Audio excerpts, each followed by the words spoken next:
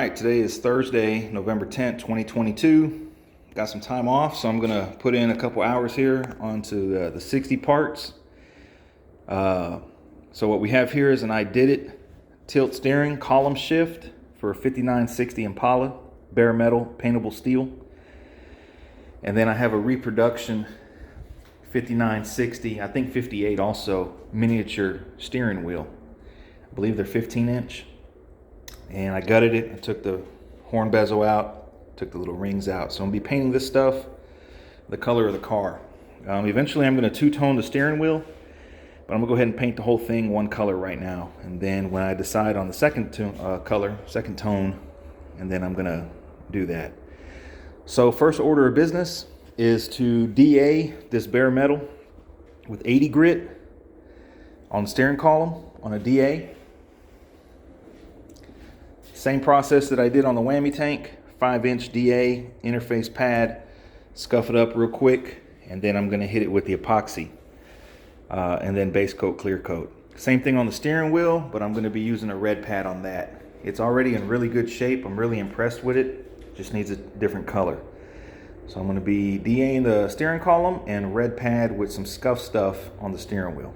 So, bring you guys back once that's done.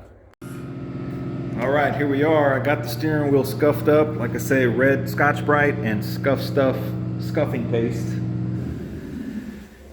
3M stuff in it. Then I washed it soap and water. Then I wax and grease removed it. So it's pretty good. Pretty good. Little tech tip. You want to tape off the bare metal because that needs to be a ground for your horn connection. So got to tape that off. You don't want to get paint in there. I got the steering column DA'd with 80 grit. As you can see, taped off the end of the shaft there, so we don't want a whole lot of buildup in those grooves. Just taped up the wiring.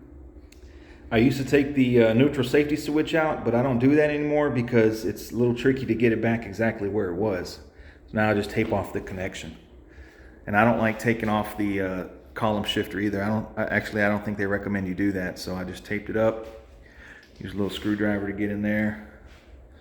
And then of course taped up the top side. So I got it suspended from the ceiling right now. I mixed up 4 ounces of epoxy, which is plenty. 1.5, 1.5, and then 1 ounce reduced. I spray it with my epoxy gun, the Vilbus 1.3. Let that sit for about an hour or so and then come back with the base coat. So let me get these things sprayed up and bring you guys back. All right, here we are, about 3.5 ounces later. Sprayed out pretty good. Still flashing off. Another tech tip is when you spray these columns, you want to make sure that they're not tilting, that they're straight up and down, because you want to be able to get paint in there. And if it's tilted, you won't get it on the other side. And then when you go to put it on the car and you have to bring the wheel down, you're going to see an area you didn't get paint on.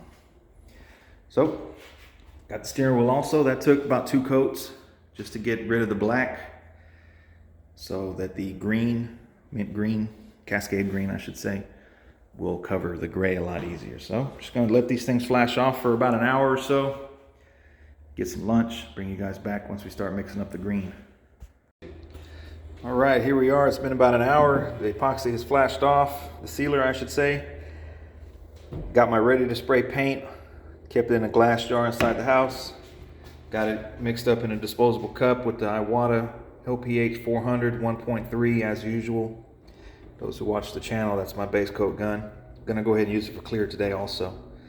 So we're ready to roll. You don't have to scuff it. You don't have to clean it. You don't have to do anything.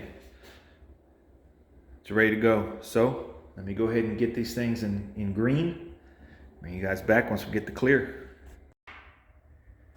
All right, here we are, 2 coats later of the Cascade Green. Pretty straightforward. I sprayed it at 16 PSI on the regulator, which is about 10 at the air cap. Covered really good. It's good to know for when it comes time to spray the car. Car's gonna get 3 coats, but it covered in 2. Steering wheel was a little tricky just because of the weird angles. They're always kind of tricky.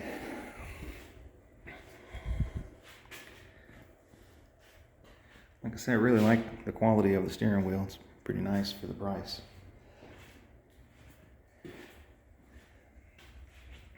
Mixed up the clear, only mixed up 5 ounces to start. We're just spraying some cheap stuff, the cheap shop line, just to get rid of it.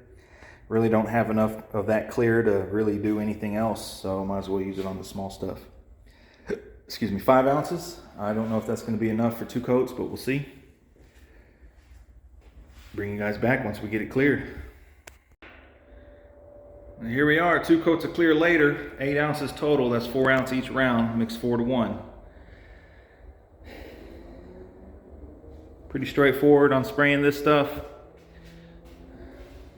Just gonna let it sit here for a day or two till it fully cures, then put it out in the sun, let it bake a little, put it back in the box until we're ready to go. Steering wheel was a little tricky, mainly because you want it slick, but you also don't want to run it. It's really easy to run these things. So it's going to be the color of the car. I'm going to be doing some more interior pieces here around the dash, around the windshield, rear seat speaker, stuff like that.